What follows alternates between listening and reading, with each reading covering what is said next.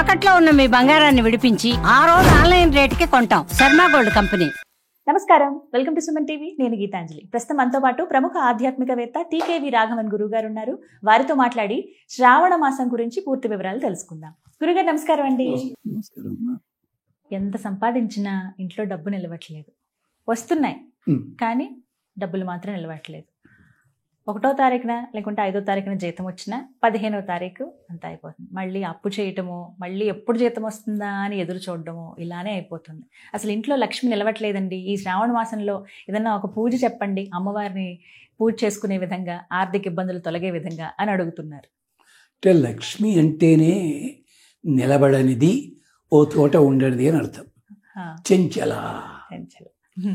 ఆఖరికి ఈ BCom BA చదువుతుంటారు కదా, దాంట్లో కామర్స్ ఎకనామిక్స్ సబ్జెక్టులు ఉంటాయి, వ్యాపార శాస్త్రం. ధనము అనగానేమి అని తెలుగు మీడియం వాళ్ళకి డెఫినేషన్ ఉంటుంది. అలాగే ఇంగ్లీష్లోను డిఫైన్ ద టర్మ్ మనీ అని ఉంటుంది. దానికి అర్థం ఏం చెప్పారు తెలుసమ్మా? అక్కడ the matter which has the property of flowing is called, ప్రవహించేదాన్ని అంటారు. ద్రవ్యము అంటే ద్రవము, ద్రవించున్నది. అంచేత మీరు అన్నమాట అది డబ్బు నిలవకపోవడం అంటే కాదమ్మా అక్కడ అర్థం. మీరు రాయాల్సిన ప్రశ్న ఇంకోటి ఉంటుంది. ఆ ధనాన్ని అనుభవించేలాంటి పద్ధతి లోపల అనుభవించలేకపోతున్నాము, అది వృధా అవుతుంది, వృధా ఖర్చులు ఎక్కువైపోతుంది. దానికి ఈ మంత్రం చెప్పే ముందుగా మాట చెప్పాలి. ఒకప్పుడు నెలకి 500 వస్తే నెలాఖరికి కనీసం 20 రూపాయలు మిగిలేవి. ఇప్పుడు నెలకి 3 లక్షలు అలా వస్తున్నాయి.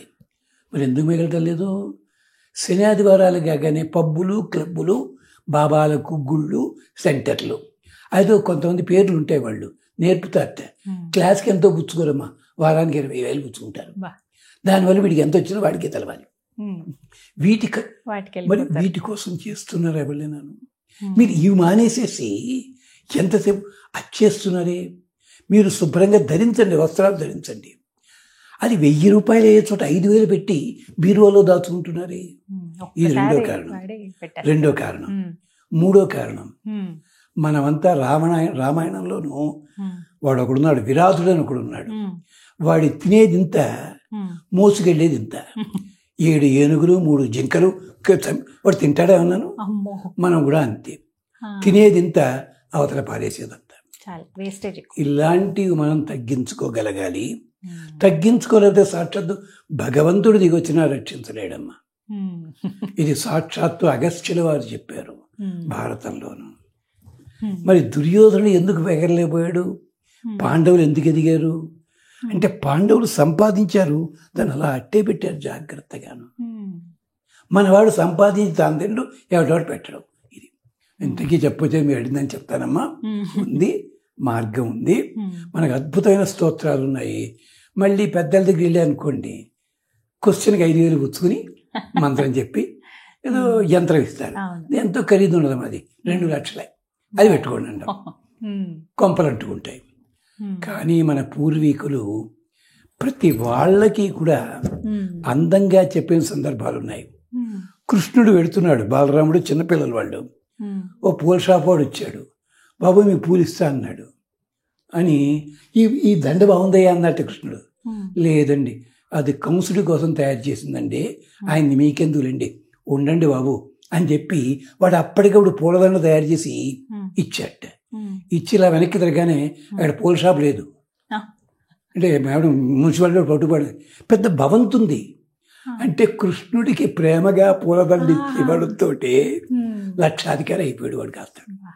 ఈ కథలకు అంతరార్థం ఏంటి తెలుసురా? నువ్వు ఖర్చు చేసేది శ్రద్ధగా చేసినప్పుడు దానికి 10 రెట్లు నీకు వచ్చి తీరుతుంది.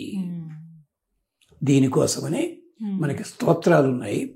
కనకధార స్తవం శంకరాచార్యుల వారిది అద్భుతమైన స్తోత్రం. నిష్టగా అంటే శుభ్రంగా కూర్చుని, పద్మాశ్రమ ఏదో ఆశ్రమ ఇదే మాట్లాడటల్లా, కూర్చుని రోజుకి 3 సార్లు చదవండి. అమ్మవారి విగ్రహము, అమ్మవారి ప్రతిమ ఏది పెట్టు, పసుపు గౌరవమైనా పెట్టుకోండి, చెయ్యండి. 3 సార్లు చదవండి. వడపప్పు పానకం నివేదన పెట్టండి. లేదు దానిమ్మ పండు ఒకటి నివేదన చేయండి. మీ నక్షత్రం మీకు గుర్తున్నట్టయితే ఆ ఒక్క రోజుని పాయసం నివేదన చేయండి. దానివ్వండి రోజు దొరకదండి, మరి రోజు దొరకని వాటి కోసం పరిగెడుతుంటావు నువ్వు అంచేత అప్పుడేం చేయాలి, అప్పుడు రోజు దొరకంటావా, మంచిది. గ్లాసుల పాలలో ఓ తేనె చుక్క వేసి నివేదన పెట్టు. ఇది కనీసం 45 రోజులు, గరిష్టంగా 160 రోజులు చేసుకోవడం మంచిది. మీరు సంఖ్య చూస్తారు తప్ప లేదు, కంగారేం లేదమ్మా. 10 రోజులు చదివితే మీరు చదవందే ఉండలేరు అక్కడ. ఆడవాళ్ళు అయితే 40 రోజులు చదవలేరు, వరుసగా అవాంతరాలు వస్తాయి. ఆ రోజులు వదిలిపెట్టండి, చదువుకుంటూ వెళ్ళండి. ధనప్రాప్తి కలిగిన తర్వాత ఎలా ఉపయోగించుకోవాలో చూసుకోండి. దాన్ని మన స్వామి ఆర్కే నారాయణ్ అందం ఫైనాన్షియల్ ఎక్స్పర్ట్ అని ఒక నవల ఉంది, దాంట్లో హాస్యంగానే రాశాడు. ధనాన్ని ఎలా జాగ్రత్తగా వాడుకోవాలో చూపించాడు అక్కడ దాంట్లో. అది హాస్యపు నవల కదా. అలాగే అది చెయ్యండి. ఇది కనకధార స్తవం.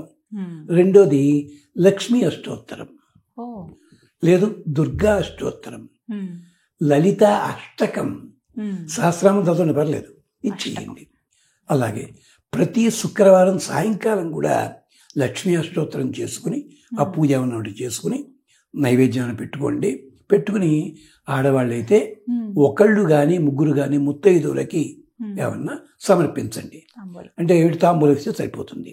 ఇది మగవాళ్ళు అయితే తాంబూలాలు ఒక్కర్లేదు, చక్కగా పొద్దురి చేసుకోండి. కనకధారాస్తవం చాలా గొప్పగా పనిచేస్తుంది. అలాగే ఇంకొక చిన్న ట్రిక్, మీ డ్రాయింగ్ హాల్లో కానీ ముందు గదిలో కానీ రామ పట్టాభిషేకం ఫోటో ఉంటుంది కదా, అది పెద్ద దక్కర్లేదు. అంటే 12 inches by 12 inches సైజు గది చూస్తున్నట్టుగా పెట్టుకోండి. అక్కడ నైవేద్యం ఏం పెట్టగల, తద్వారా మీకు క్షేమం కలుగుతుంది. రామ పట్టాభిషేకం అన్నది ధనప్రాప్తికి ఉంది. ఇంత సులభం. అది చక్కగా ఫోటో చాలా మంది దగ్గర ఉంటుంది, ఉంది లేదంటే కనుక ప్రత్యేకంగా తీసుకొని. ఇంట్లో పిల్లలు ఉన్నట్టయితే స్కూల్కి వెళ్ళే పిల్లలు ప్రతిరోజు సాయంకాలం వాళ్ళకి ఉప్పుతోటి దిష్టి తీసి అవతల పారేయండి, అన్నీ వస్తాయి. పిల్లలకి డబ్బులకు ఖర్చు ఇచ్చినా ఏది చేస్తున్నా ముందు జాగ్రత్తగా ఉండండి, అదొక్కటి పాటించాలి అంతే తప్ప నేను పరమభక్తుడిని చెప్పి ఎగ్జామినేషన్కి వెళ్ళి శ్రీరామ శ్రీరామ శ్రీరామ నీవే కలవు మొత్తం పరీక్ష రాస్తే నన్ను పాస్ చేస్తాడు. అసలు ఆ సబ్జెక్ట్ రాయాలి కదండి. ఇప్పుడు 25వ తారీఖు నుంచి ప్రారంభించవచ్చు అంటారా శ్రావణ మాసం వచ్చాక? భోజనం టైం చూసుకున్నాం మనం, ఆకలేసినప్పుడు తినేస్తాం. ఇది కూడా హాయిగా పొద్దున్నే కూర్చుని చదవడం మొదలు 3 పూట్ల చదవాలండి. 2 పూటలు చదవండి, 3 పూటలు అక్కర్లేదు. ఓపుకుంది చక్కగా పెట్టుకుని ఆఫీసులో స్తోత్రం పెట్టుకోండి, ఒకసారి చెక్ చేసుకున్నాను. అదే అడగబోయాను, ఎందుకంటే పొద్దున్నే పూజ చేసుకుని అన్ని వండుకుని ప్యాక్ చేసుకుని వెళ్ళిపోతాం. రాత్రి ఎప్పుడో 8 బస్ స్టాండ్ లో కూర్చుని మాత్రం చదవకండి దయచేసి. చాలా మంది లలితా శాస్త్రం అన్యాయం, అది చదవకూడదు. అలా తప్పదు. స్తోత్రాలు అన్న వాటికి చోటు ఉంటుంది కదా. ఆఫీస్లో కూర్చొని ఇంకా శుచిగా కూర్చొని, ఆఫీస్ సాయంకాలం ఇంటికి వచ్చి చూసుకోండి, లేదా కుర్చీలో కూర్చొని చదువుకోండి. ఉంది మార్గం. భక్తి ఎక్కువ అని చెప్పి మనం భక్తి కన్నప్ప ఆ లెవెల్ వాడు భక్తులం కాదు మనం, అది గమనించండి. అలా ఎక్కడ పడితే అక్కడ అనేది చదవకూడదు. ఇప్పుడు పొద్దున్నే పూజ చేసుకుని అప్పుడు చదువుకుని వెళ్ళిపోతే మళ్ళీ రాత్రి వచ్చి ఏ సమయం అయినా అప్పుడు చదువుకోండి. 3 సార్లు చదవలేదు అనుకోండి, ఒకటేసారి చదవండి. ఉదయం పూట చదువుకోండి, తెల్లవారుజామున చేసుకోవచ్చు. ఇలా కానీ చేస్తూ దిక్కుమాలి వాడు ఇలా చెప్పాడు కష్టం అయిపోతుంది అని తిట్టుకోకూడదు దయచేసి. నైవేద్యం ఏమైనా పెట్టాలంటే చెప్పండి, వడపప్పు పానకం ఇవే అంతే. ఎక్కువగా భారీగా ఏమి ఆలోచించాలి, ఓపిక ఉంటే పెట్టండి అమ్మాయినా. స్పెషల్ రోజులు ఉంటేను కంపల్సరీ కాదు. వాటికే ముందు చాలా తతంగమేమో అని భయపడి దానికి కూడా ప్రసాదాల మీద కూడా శివపురాణంలో బోళ్ళని జోకులు వేశారు. అవునా? ఈసారి అవన్నీ కనుక పొరపాటున స్వామి తిన్నా మొదలెడితే నువ్వు పెడతావా అని అడిగాడు. కొబ్బరికాయ కొట్టారు మీరు, స్వామి చేయాడు. ఇప్పుడు మనకి సగం చెప్పేనే వస్తుంది, ఆయన మొత్తం పుట్టుకుపోతాడు తినడానికి భయం. అది పద్మపురాణం, వీటిలో జోకులు ఉన్నాయి ఇవి. అంచేత దర్శన మాత్రేణ తృప్యంతి దేవా, ఇలా చూసి ఆనందపడతారట వాళ్ళు. ఆయన పేరు చెప్పి మనం తింటాం. నిజమే కదా, మన సంతృప్తి కోసం ఇన్ని రకాలుగా చేసుకోవటం. కానీ శక్తి కొలది ఎవరు ఎలా అయినా చేసుకోవాలనుకుంటే చేయొచ్చు. చక్కగా వివరించారండి. ధన్యవాదాలు.